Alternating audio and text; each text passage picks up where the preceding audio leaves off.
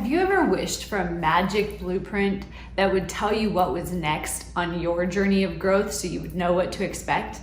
The good news is today I'm going to share it with you.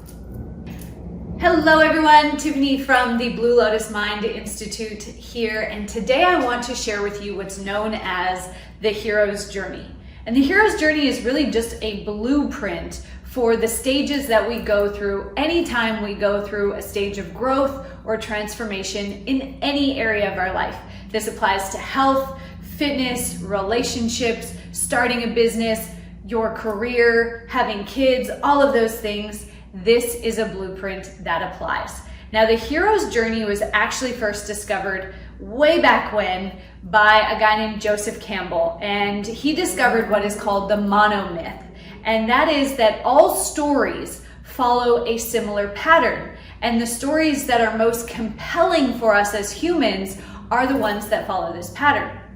And so if you look at any blockbuster movie that has ever been created or blockbuster book that has gone absolutely crazy and flown off the bookshelves, it's because it follows this blueprint. And so I'm going to share this blueprint with you today so that you can become the hero of your own journey. Now, I am going to reference this to all the areas of your life, but I'm also going to relate it back to the movie The Matrix. So if you have not seen the movie The Matrix, there may be a few spoiler alerts, and regardless of whether you've seen it or not, go and watch it again after watching this video and you will see it in a different light. The reason that stories that follow this blueprint become so powerful is because our unconscious mind doesn't know the difference between fiction and reality. And so what happens is our unconscious mind believes that we are the hero of the story. We are Neo, we are Harry Potter, we are Luke Skywalker, whoever it is, we are the hero of that story.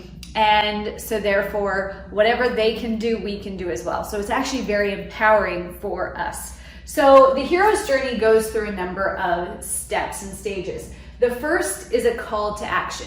So there is some sort of call that tells you that it's time to change or go on a journey of growth. In The Matrix, this happens twice. First, Neo gets a call on the payphone telling him to follow the white rabbit. Then the second call comes when he has delivered a phone to his cubicle at work, and Morpheus is on the other line saying, Agent Smith is in the building and he wants to capture you, so I'm going to direct you out of the building. Now, this could be a call from your doctor or a loved one saying that you or someone else is sick and maybe it's time to start looking at your health. It could be a call from your job saying that you're being laid off or that you didn't get that promotion. It could be somebody calling to say that they want to hire you for services in the business that you haven't started up yet, or maybe they want to invest in your business. It could be finding lipstick on your partner's collar or the first time that they are abusive. Either way, the call to action is telling us that it is time to make a change. Now, because we're human beings and most of us don't like being told what to do, we all typically refuse the call at first. So in The Matrix, Morpheus is directing Neo out of the office and he takes him to a window with a ledge about this big and he's about 30 stories up. And Morpheus says, just climb out on the ledge and shimmy your way to the next window and hop in that room. And Neo looks down, sees how far up he is, and he says, no way, I'm not doing that. And then he gets captured. In your life, it may be after the doctor calls saying, no, I can continue eating and drinking the way that I have been and nothing's going to change. It could be giving the partner who just abused you for the first time an excuse. They're just stressed out. They had a long day at work. They didn't mean it. They apologized and they said they'll never do it again. Now's not the right time to start a business. The economy is terrible. Are you kidding me? So all these reasons and justifications and excuses come up for us to not take action. And then we either meet someone or we come across some sort of information or tools that will help us decide to go on this journey. Maybe you decide to hire a coach like me, and I become the mentor that helps you decide to go on that journey. Maybe just watching this video is enough to prompt you to cross that first threshold. It could be that you meet a trainer, or you see a news report on TV, or any sort of information that comes to you that encourages you to go on the journey. In The Matrix, Neo gets captured by Agent Smith and he's tied up in the chair, and Morpheus comes and rescues him, and Morpheus becomes his mentor that encourages him to go on that journey. So once we decide to go on that journey, we cross that first threshold, and the universe decides to give us a little bit of a break, because deciding to even go on that journey is emotionally and energetically taxing as it is. So we get this period of grace where everything is easy, and we start to wonder, why didn't I do this sooner? In The Matrix, this is where Neo, or Keanu Reeves, is in the pod and he's hooked up to all the electrodes. It could be that you start going to the gym and all of a sudden the weight just starts falling off, and it's easy to eat healthy, and you have learned through the mentor or the magical aid about all these spices that can make healthy food taste amazing. It could be that you finally start that business and you're getting all these clients out of nowhere, and you're like, why didn't I start this sooner? Maybe you decide to leave that abusive or toxic relationship and the money falls into place so that you have everything that you need to create and set up the life that you want. So we have this period of grace, and the period of grace is important because it allows us to gather our energy for what comes next, and that's the trials and tribulations. And you can see that the trials and tribulations lasts for a little while. It lasts for this blue period. The trials and tribulations is one of the two areas where people are most likely to give up on their journey. And I'm here to tell you that it is the most important part of the journey. We learn through challenges. We learn by making mistakes. And so whenever you attempt to avoid the trials and tribulations or deny that they're happening, or every time you give up, you're stopping yourself from learning the strength, the tenacity, the confidence, the grit, the listening skills, the budgeting skills, the sales skills, whatever it is that you need to break through that glass barrier and get to that next level. Those things come to you in the trials and tribulations. Just don't set up camp and make yourself at home here, because a lot of people identify with needing to be in struggle, and so they'll use the trials and tribulations to keep setting them back instead of learning the lessons so that they can move forward. During the trials and tribulations, this could be you hit a plateau in your health. It could be that all of a sudden you get on Tinder and you realize that the selection out there isn't that great.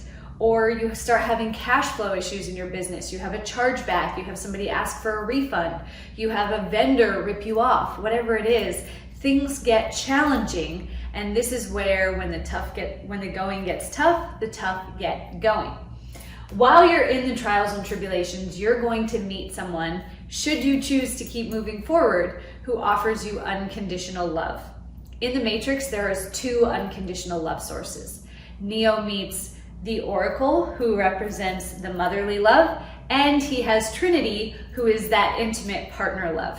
Maybe you hire a coach, again like me, who is there to be your biggest cheerleader while you go through this process. Maybe it's your spouse, maybe it's a friend, maybe it's some stranger you met in a Facebook group and you want to connect with them more and they support you more than anybody else.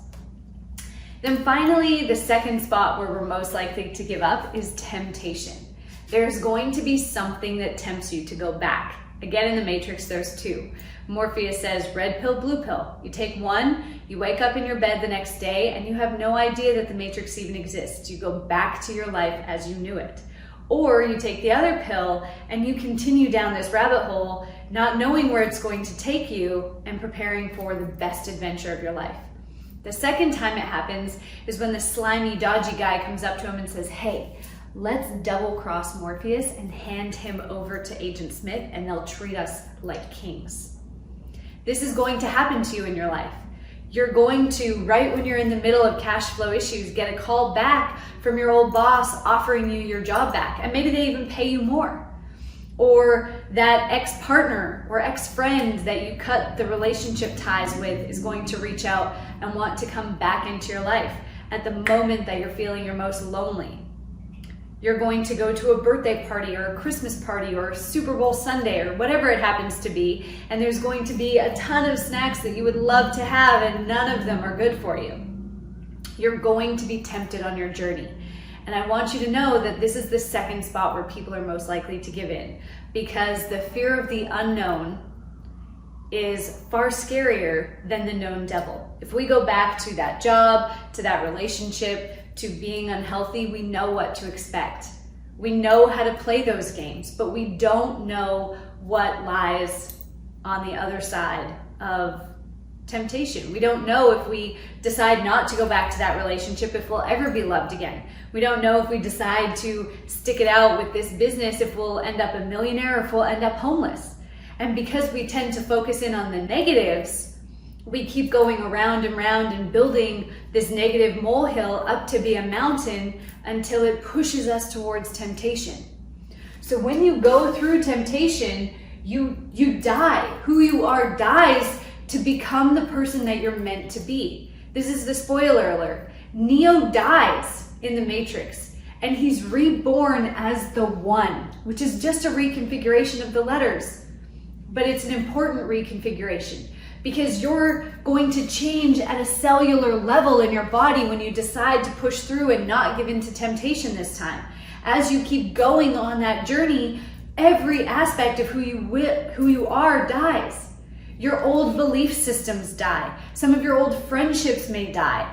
Your old perceptions and realities will die so that you can have a new model of the world that serves you to get you to where you're going. And to sweeten the deal, once you go through that death and rebirth, right, the caterpillar has to go into the cocoon to become the butterfly, and it doesn't just get all cozy in there and sit comfortably and become the butterfly. The caterpillar has to turn to mush to become the butterfly. And so on the other side, we're rewarded with an ultimate win. That big client that we've been chasing, that corporate client, they finally come around and they want to pay us 6-7 figures. We find the relationship or the friendship of our dreams. We throw away all of our fat clothes so that we can't go back, and we have a whole new lifestyle where we enjoy being physically active and eating good foods. So we go through this ultimate win. And then we have a long flight home. So at some point, you have to go back to your old environment. Maybe you go catch up with an old friend from work and you walk into the office and you're like, oh, I can't believe I used to sit in this cubicle.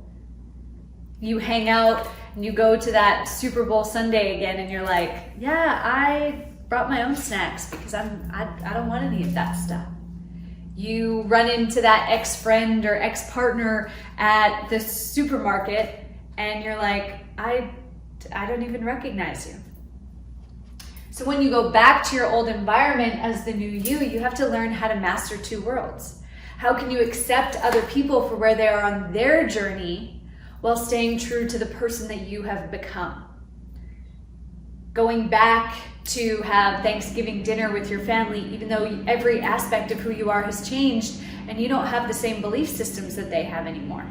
How can you accept them while still being you? And that's one of the biggest challenges that people face on this journey. And once you've mastered it, then you can start to mentor others and gear up for your next adventure. So these are the stages you're going to go through, and you may be at different stages in different areas of your life, and that's totally okay. You may go through this full cycle multiple times in your life. In fact, I hope that you do, because when you go through this multiple times, that means you're constantly growing.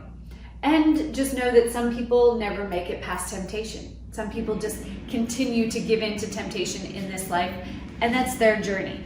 We can't save them or rescue them. We have to let them go on that journey as they need to.